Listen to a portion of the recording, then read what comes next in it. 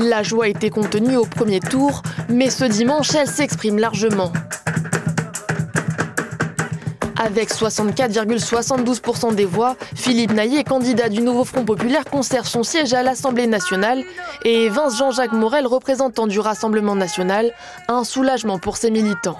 Un immense soulagement, une grande fierté pour notre député candidat.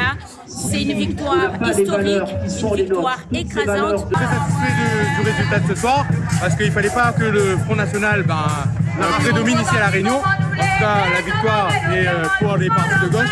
En tout cas, on est ravis. Si la victoire de la gauche est large dans la première circonscription, Philippe Naillet entend bien la colère des Réunionnais exprimée au premier tour à travers l'île. Nous avons fait un grand rassemblement à gauche. On va voir s'il est suffisant, pas suffisant. Mais en tout cas, il faut se mettre à la hauteur. Et se mettre à la hauteur, c'est d'abord ne pas trahir le vote, bien comprendre la signification du vote de ce 7 juillet. Ça a été déjà le cas le 30 juin, ça a été le cas aux européennes. Préoccupons-nous des problèmes des Réunionnais et des Français, parce que si nous ne le faisons pas, la prochaine fois, le Rassemblement national gagnera haut la main.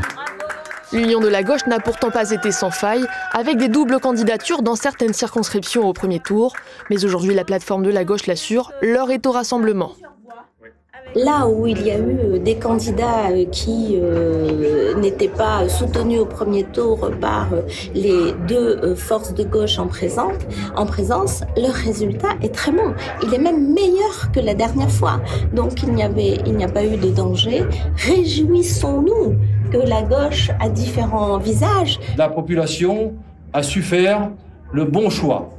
Et ce que je voudrais également dire, nous serons toujours présents avec la plateforme réunionnaise pour continuer le travail et rassembler le plus large possible. Nous allons donc travailler pour avoir un vrai projet politique qui vienne aussi bousculer peut-être parfois nos certaines habitudes, mais nous sommes unis, c'est la force de notre mouvement, c'est la force de notre organisation. Avec cette nouvelle victoire de la gauche, la première circonscription reste aux mains du Parti socialiste, et ce, depuis 2012.